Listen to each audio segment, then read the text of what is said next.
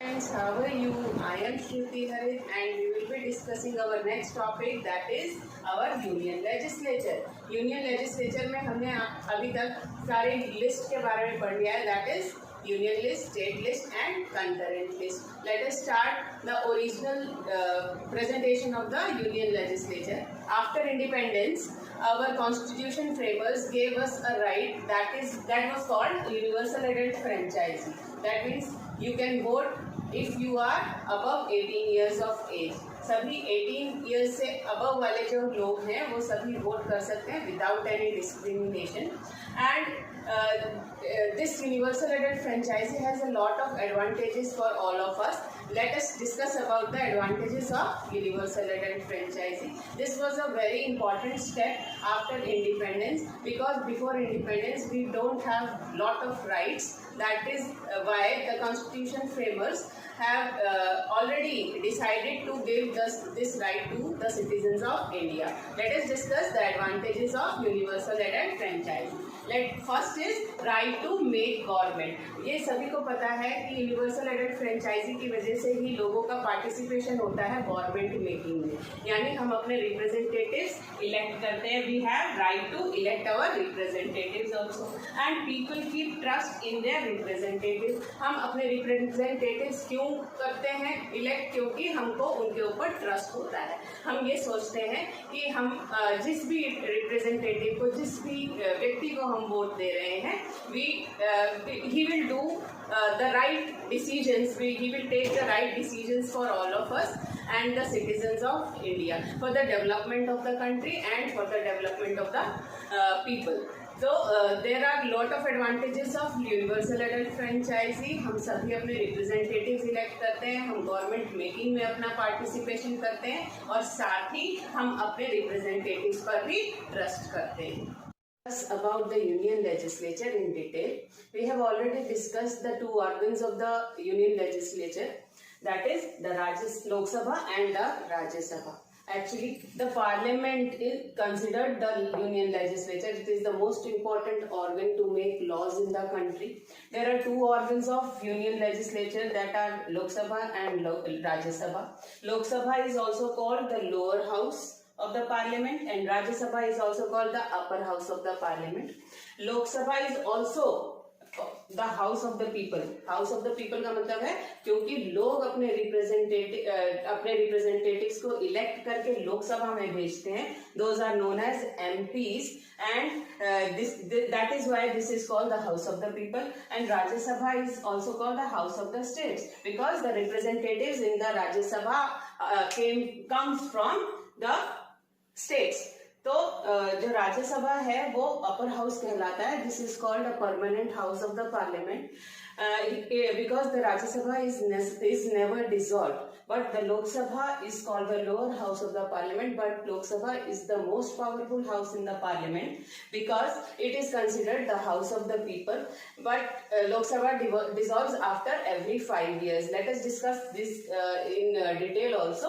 But one important thing is need to be mentioned here, that the president is an important part of the legislature. देखिए, लोकसभा और राज्यसभा दोनों ही houses में जो president है वो कोई परमानेंट मेंबर नहीं है किसी भी हाउस का, लेकिन फिर भी पार्लियामेंट का एक इम्पॉर्टेंट पार्ट होता है president, because no bill becomes a law without his और हर अप्रूवल. बिना प्रेसिडेंट के कंसेंट के, बिना प्रेसिडेंट की मंजूरी के कोई भी बिल जो है वो लॉ नहीं बनाया जा सकता. इसीलिए प्रेसिडेंट जो है वो एक बहुत ही इम्पोर्टेंट पार्ट है हमारे यूनियन पार्लियामेंट का. Union parliament consist of to houses, that are Lok Sabha and Rajya Sabha. Lok Sabha is the house of the people and Rajya Sabha is the house of the state. But in parliament also, president is considered as the most important part because no bill becomes a law without his or her approval. Let's discuss Lok Sabha and Rajya Sabha in detail also. We will discuss in Lok Sabha mainly the composition of Lok Sabha, यानी क्या composition है उसकी, क्या structure है लोकसभा का. उसके बाद है टेन्योर ऑफ लोकसभा, कितने समय तक लोकसभा रह सकती है, डिसॉल्व कब तक नहीं होती है। Next is qualifications to become a Lok Sabha member, यानी लोकसभा का मेंबर बनने के लिए क्या क्वालिफिकेशंस चाहिए, क्या क्या योग्यताएं चाहिए। और साथ ही हम लोग एक और चीज पढ़ेंगे, powers and functions of the Lok Sabha speaker. एक लोकसभा में हर लोकसभा में एक स्पीकर इलेक्ट किया जाता है, वो हम अभी डिस्कस करेंगे, और उसकी क्या पावर्स एंड फंक्शंस हैं ये भी हम इसमें डिस्कस करने वाले हैं। Discuss the composition of Lok Sabha. देखिए लोकसभा में कितने मेंबर्स होते हैं, कहाँ से आते हैं मेंबर्स, ये सब हम डिस्कस करेंगे इस पार्ट में। There are maximum 550 members in Lok Sabha, यानी लोकसभा में सिर्फ 550 मेंबर्स ही हो सकते हैं, इससे ज्यादा नहीं हो सकते। Out of which 530 members are from states, यानी जो राज्य हैं हमारे देश के, there are 28 states in India, तो उन 28 स्टेट्स में से 530 मेंबर्स इलेक्ट होके लोकसभा में जाते हैं। 20 members are from union territories. अब हमारे देश में कितने union territories? There are 9 union territories. Newly form union territories are Jammu and Kashmir and Ladakh, right. तो ये जो 20 मेंबर्स होते हैं लोकसभा में, these are from union territories also. These members are elected by the people of India through universal and franchise, यानी vote देके आप एक रिप्रेजेंटेटिव्स इलेक्ट करते हैं, और इन मेंबर्स को मेंबर ऑफ पार्लियामेंट कहा जाता है, एमपीज कहा जाता है। If Anglo-Indian community is not represented adequately in Lok Sabha, then the president can nominate 2 members from Anglo-Indian community. अब एक ये सवाल उठता है, who are Anglo-Indians? According to Article 366 of our Indian Constitution, Anglo-Indians are defined as European, the members who have European origin but he is the native of India, यानी कि जो उनके पेरेंट्स आइदर फादर और mother जो हैं वो European nation से हैं, लेकिन अब जो हैं वो क्या हो रहे हैं, इंडिया में रह रहे हैं, ठीक है। तो ये जो आर्टिकल 366 है इसमें क्लियरली दिया गया है कि जो भी व्यक्ति यूरोपियन ओरिजिन से है लेकिन जो इंडिया का नेटिव है, these are known as Anglo Indians. तो क्या इसका मतलब है कि प्रेसिडेंट जो है उसके पास पावर है कि he can elect 2 Anglo Indian community members in the Lok Sabha if they are not represented adequately, यानी अगर वो पर्याप्त रूप से यहाँ पर रिप्रेजेंटेटिव्स नहीं है एंग्लो इंडियन कम्युनिटी के, तो ही प्रेसिडेंट जो है वो एंग्लो इंडियंस को नॉमिनेट करेगा। And last part is currently there are 545 members in Lok Sabha, मतलब इस बार की लोकसभा में टोटल 545 मेंबर्स हैं। Discuss the next part of Lok Sabha, that is the required qualifications to become a Lok Sabha member. तो लोक सभा मेंबर हर एक कोई नहीं बन सकता है। There are some minimum qualifications to become a Lok Sabha member. Let us discuss. First is he or she must be a citizen of India. किसी भी व्यक्ति को अगर लोकसभा मेंबर बनना है, यानी अगर एमपी का इलेक्शन लड़ना है, तो he must be a citizen of India. India का नागरिक होना जरूरी है। Next is he must have minimum 25 years of age. 25 years age कम से कम होनी चाहिए to become a Lok Sabha member. Next is his और her name must be in voters list. Voters list का मतलब जो वोट डाल सकते हैं उन लोगों में उसका नाम जरूर होना चाहिए। उस लिस्ट में हर एक कॉन्स्टिट्यूएंसी की एक वोटर लिस्ट होती है, और उसमें उस व्यक्ति को जो भी रिप्रेजेंटेटिव कंटेस्ट करना चाहता है इलेक्शन, उसका वोटर्स लिस्ट में, उस लिस्ट में नाम होना जरूरी है। And he must not be a government servant, यानी अगर आपको एमपी का इलेक्शन लड़ना है तो you should not be a government servant. Government की किसी भी इकाई के आप कोई भी कार्य में लिप्त नहीं होने चाहिए, इसलिए you must not be a government servant to become a Lok Sabha member. तो these are the qualifications to become a Lok Sabha member. इन क्वालिफिकेशंस के बिना कोई भी व्यक्ति लोकसभा में इलेक्शंस नहीं लड़ सकता। Let us discuss the tenure of Lok Sabha, that is for how much time one Lok Sabha period is held, यानी कितने दिन तक एक लोकसभा का जो कार्यकाल है वो होता है। Normal term of Lok Sabha is 5 years, यानी कि नॉर्मली जो लोकसभा मेंबर्स इलेक्ट होते हैं, फॉर एग्जांपल अभी जैसे जो भी गवर्नमेंट है, बीजेपी गवर्नमेंट जो है वो कितने साल के लिए इलेक्ट हुई है, 5 years के लिए। तो नॉर्मल टर्म कितना हो गया, 5 years। It can B dissolved earlier also only by the president of India. जो प्रेसिडेंट है वो लोकसभा को 5 साल से पहले भी डिसॉल्व कर सकता है, यानी स्थगित कर सकता है, भंग कर सकता है, लेकिन सिर्फ प्राइम मिनिस्टर की रिकमेंडेशन पर। जब प्राइम मिनिस्टर उसको कहेगा कि हमारी गवर्नमेंट जो है प्रॉपरली वर्किंग नहीं कर पा रही है, we are unable to work properly for the country, so we want to dissolve the Lok Sabha, then the president can only dissolve the Lok Sabha before its normal term, that is 5 years, and it can be extended for 1 year at a time only in some emergency situations.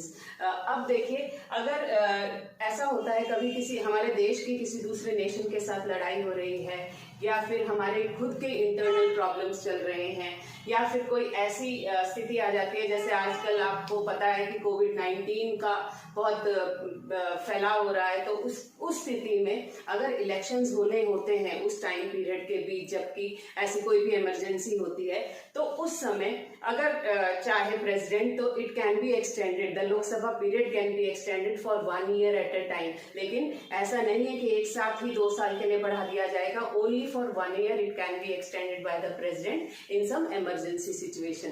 तो ऐसी emergency situations में elections बीच में नहीं होते हैं और उस टेन्योर को 1 साल के लिए बढ़ा दिया जाता है, लेकिन only in the emergency situation for 1 year only. One important point to be discussed in Lok Sabha is, for the smooth working of Lok Sabha, a Lok Sabha speaker is elected from the majority party and a deputy speaker is elected from the opposition party. Lok Sabha में सारी कार्यवाही जो है, जो भी working है, वो properly चलती रहे, इसके लिए एक ट्रेडिशन है कि हमेशा जो स्पीकर है, यानी जो सारी एक्टिविटीज को लोकसभा में रेगुलेट करता है स्पीकर, वो मेजोरिटी पार्टी से हमेशा इलेक्ट किया जाता है, और एक उसकी असिस्टेंस के लिए यानी उसकी हेल्प के लिए एक डिप्टी स्पीकर भी इलेक्ट किया जाता है, but the deputy speaker is always from the opposition party. For example, presently the speaker of the Lok Sabha is Mr. Om Birla. He is from majority party, that is BJP, and deputy speaker is Mr. M. Thambidurai. He is from AIADMK party. तो ये tradition है हमेशा ही कि Lok Sabha speaker जो होता है वो हमेशा मेजोरिटी पार्टी से बनाया जाता है, और डेप्यूटी स्पीकर जो है वो अपोजिशन पार्टी से बनाया जाता है। अब मेजोरिटी पार्टी कौन सी है? जिस भी पार्टी की मैक्सिमम नंबर ऑफ सीट्स होती हैं इलेक्शंस में, उसको हम मेजोरिटी पार्टी कहते हैं, और जो भी अपोजिशन पार्टी होती है, यानी जो मेजोरिटी पार्टी से कम सीट्स लिए हुए पार्टीज होती है, means the speaker is always from the majority party and deputy speaker is from the opposition party. तो हमेशा लोकसभा में एक स्पीकर और डेप्यूटी स्पीकर का होना अनिवार्य है। First Lok Sabha tenure was from 1952 to 1956. During this period, our Lok Sabha speaker was Mr. G.B. Mavalankar, but the first woman speaker was Mrs. Meera Kumar. तो हमारी फर्स्ट लोकसभा जो थी उसका टाइम पीरियड था 1952 से लेकर 1956 तक, और अभी हम करेंटली 17th लोकसभा में चल रहे हैं। 17th Lok Sabha is going on from 2019. Already know that there should be a Lok Sabha speaker for proper functioning of the Lok Sabha. Now we will discuss the powers and functions of the Lok Sabha speaker.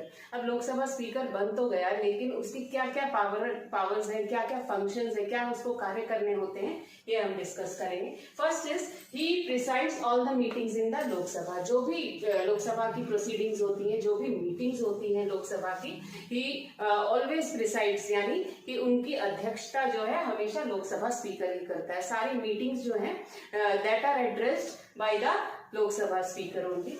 Second is maintains discipline and decorum of the Lok Sabha, यानी हमारी लोकसभा में जो भी अनुशासन और शिष्टता का व्यवहार किया जाता है उसको मेंटेन करने वाला कौन है? He is the Lok Sabha speaker. He always maintains the discipline and decorum of the Lok Sabha.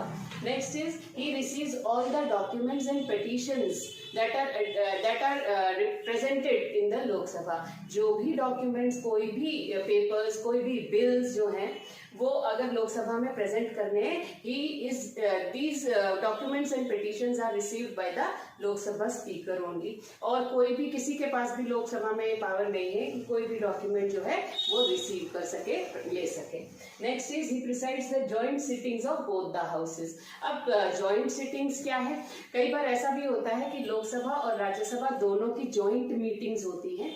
तो लोकसभा स्पीकर के पास ये पावर है, he can preside the joint sitting of the both the houses, that are Lok Sabha and Rajya Sabha.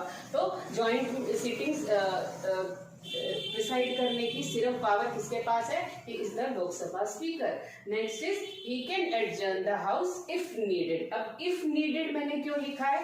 क्योंकि ऐसा नहीं है कि जब उसकी मर्जी होगी तभी वो हाउस को यानी लोकसभा की मीटिंग को भंग कर सकता है, स्थगित कर सकता है. इफ नीडेड का मतलब है कई बार ऐसा होता है कि बहुत ज्यादा डिस्टर्बेंस क्रिएट हो जाती है लोकसभा में due to opposition party and the majority party discussions. तो ऐसी स्थिति में लोकसभा स्पीकर के पास ये पावर है कि उस दिन की कार्यवाही, जो भी मीटिंग चल रही है on the present day, he can adjourn the meeting on that day only, not for a whole week or not for whole month. He can adjourn the house for the present day only. सिर्फ उसी दिन की वो कार्यवाही जो है वो स्थगित कर सकता है.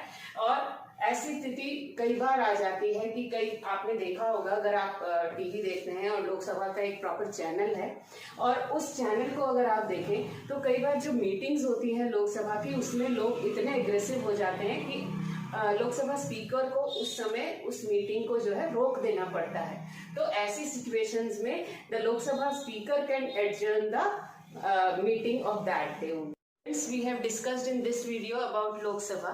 In our next video, we will be discussing about the Rajya Sabha composition, tenure, and the chairman of Rajya Sabha. So please watch this video concentrately and do watch another video for the next part of the chapter. Till then, bye bye.